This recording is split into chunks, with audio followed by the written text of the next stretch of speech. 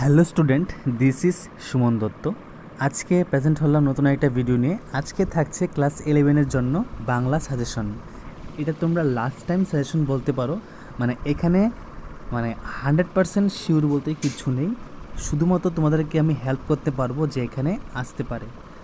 আর তোমরা নিশ্চয়ই পূর্বের ভিডিওগুলো দেখেছো যেখানে কমনের সম্ভাবনা খুব বেশি থাকে, তবু আমি এখানে কিছু বলবো না, জাস্ট তোমাদেরকে হেল্প করার জন্য একটা সিম্পল ভিডিও বানাচ্ছি।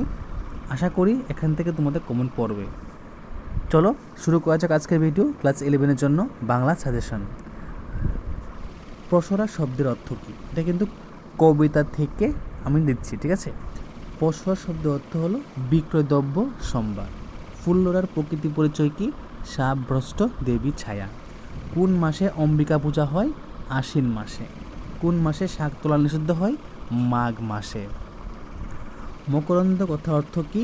ফুলের মধু। শ্রী কবি কঙ্কনকে? কবি মুকুন্দরাম চক্রবর্তী। অজ্ঞান কাকে বলা হয়েছে? মধুসূদন দত্তকে। কমল কানন অর্থ কি? পদ্মবন। কবি কমল কাননে ভুলে কোথায় খেলা করবেন? শৈবাল দামে। বঙ্গভাষা কথা অর্থ কি? বাংলা ভাষা। কমল কাননে কিসের সঙ্গে তুলনা করা হয়েছে? বাংলা ভাষার সঙ্গে। স্বপ্নে তব কুললক্ষ্মী। কুললক্ষ্মী বলতে কি বুঝো? দেবী সরস্বতীকে বোঝানো হয়েছে। মাইকেল মধুসূদন দত্ত 1843 সালে খ্রিস্ট ধর্ম গ্রহণ করেন। মাতৃকুশ বলতে বাংলা ভাষাকে বোঝানো হয়েছে। আমি এখানে এক কথা উত্তরগুলিকে শূন্যস্থান রূপে দিয়ে দিয়েছি, তোমরা শুধু মুখস্থ করে নেবে, পরীক্ষা আসলে উত্তর লিখতে পারবে। এখন হলো বড় প্রশ্ন। পরধন লোভে মত্ত করিনু ভ্রমণ। কে কেন পরধন লোভে মত্ত হয়ে ভ্রমণ করেছেন? ব্যাখ্যা করো। অনিদ্রায় নিরাহারে সপিকাই মন। কে কেন অনিদ্রায় নিরাহারে দিন কাটাচ্ছেন? তিনি কেন দেহমন সমর্পণ করেছিলেন? মাতৃকুশ রতনের রাজি। এই কথা কে কাকে কখন বলেছেন? উক্তিটির অর্থ ব্যাখ্যা করো। মাতৃভাষা রূপে খনি পূর্ণ মণিজালে। মাতৃভাষা রূপে খনি অর্থ কি? তা কোন মণিজালে পূর্ণ? দুঃখ কইব কাহারে? দুঃখ কইব কাহারে? স্বামী শনে এক শয্যা কুশেক অন্তরে। উক্তিটির তাৎপর্য বিশ্লেষণ করো। এটা একটা বেশি ইম্পর্টেন্ট একটা প্রশ্ন, ঠিক আছে? দেখে নেবে এটা একবার। পৌষে প্রবল শীত সুখ জগজন। পৌষের জগতের লোক সুখী থাকলেও ফুল্লরা দিন কেমন করে কাটে আলোচনা করো। শিরে দিলে নাই আটে খুঞ্চার বসন। উক্তিটির মধ্য দিয়ে কবি কি বলতে চেয়েছেন? এখন গদ্য থেকে। বঙ্কিমচন্দ্রকে ঋষি বঙ্কিম উপাধি দেওয়া হয়েছিল। বসন্তের কোকিলকে বসন্তকালে দেখা যায়। কোকিলের কোনটি কমলাকান্ত ভালোবাসে? কু উ রবটি। কি? কু উ রবটি। দারিম্ব শাখা শব্দের অর্থ কি? ডালিম গাছের ডাল। গন্ধে বিষ আছে, রূপে রূপ বিকৃতি হয়, স্ত্রীজাতি বঞ্চনা জানে, ঠিক আছে? দুটি পঞ্চম মিষ্টি বটে। কোন দুটি পঞ্চম মিষ্ট? সুরের পঞ্চম আর আল তাপরা ছোট পায়ের গুজরি পঞ্চম। ময়ূরের ডাককে কেকা বলা হয়।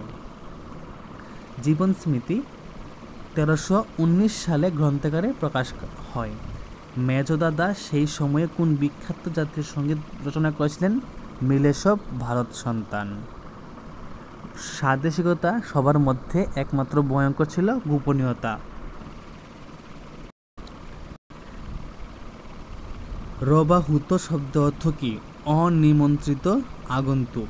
বউ ঠাকুরানীকে রবীন্দ্রনাথ ঠাকুরের দাদা জ্যোতিরিন্দ্রনাথ ঠাকুরের স্ত্রী। আমাদের কালে এই গামছার টুকরো তৈরি হয়েছে। একথা কে বলেছে? একথা বলেছে ব্রজবাবু। রাজনারায়ণ বাবু কার প্রিয় পাত্র ছিলেন? রিচার্ডসনের, ঠিক আছে? রিচার্ডসনের প্রিয় পাত্র ছিলেন। এখন বড় প্রশ্ন। স্বাদেশিকতা প্রবন্ধ অবলম্বনে ব্রজবাবুর পরিচয় দাও। রবীন্দ্রনাথ তাদের স্বাদেশিকতা সভা সম্পর্কে ব্যাখ্যা দিতে গিয়ে কী বলেছেন? লেখক রবীন্দ্রনাথ ঠাকুরের জ্যোতি দাদার সঙ্গে শিকার যাত্রার বর্ণনা করো। বসন্তের কোকিল প্রবন্ধে বসন্তের কোকিল বলতে কি বোঝানো হয়েছে? তুমি কেবল গলা বাজাতে জিতিয়া গেলে, নাহিলে অত কালু চলিত না। মন্তব্যটির বিচার করো। বসন্তের কোকিল ডাক মধুর কেন, পঞ্চম সর্গে আর কি কি উদাহরণ লেখক দিয়েছেন, বসন্তের কোকিল কোন সময় এসে ডাকে আর কোন সময়ে বসন্তের কোকিল দেখা যায় না।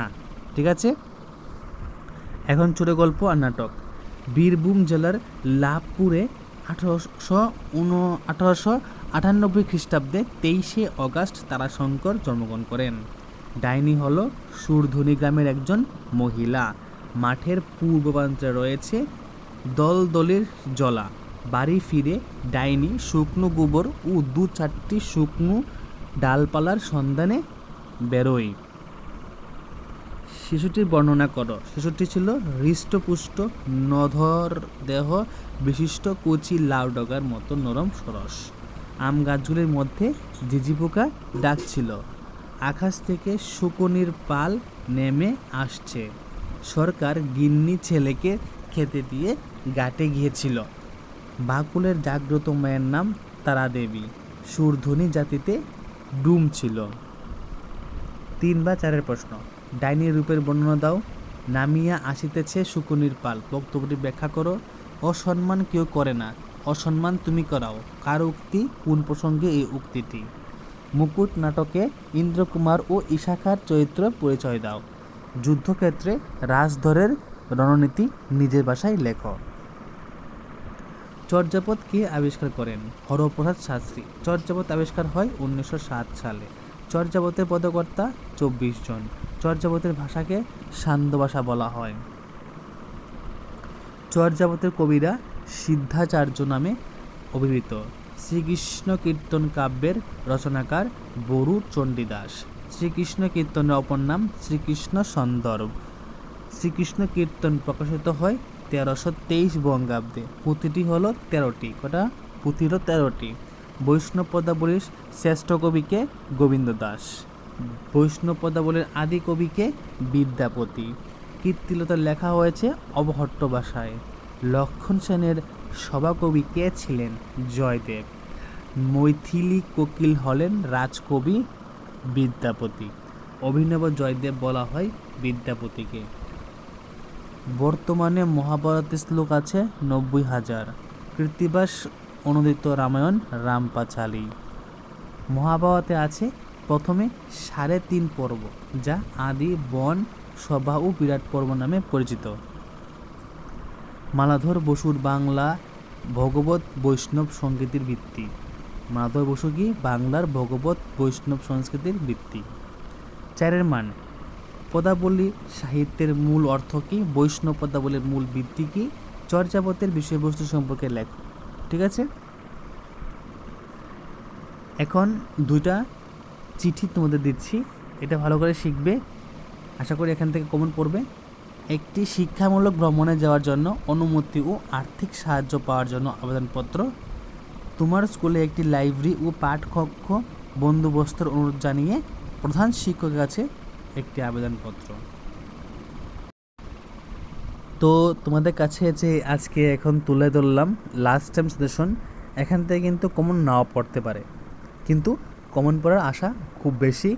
তো আশা করি সবাই ভিডিওটা প্রথম থেকে লাস্ট অবধি নিশ্চয়ই দেখবে, আর বেশি করে তোমরা তোমাদের বন্ধুদের সাথে শেয়ার করে দাও। তো যদি ভিডিও ভালো লাগে থাকে অবশ্যই ভিডিওটা সবার কাছে শেয়ার করবে। দেখা হচ্ছে নতুন একটা ভিডিওতে। ধন্যবাদ।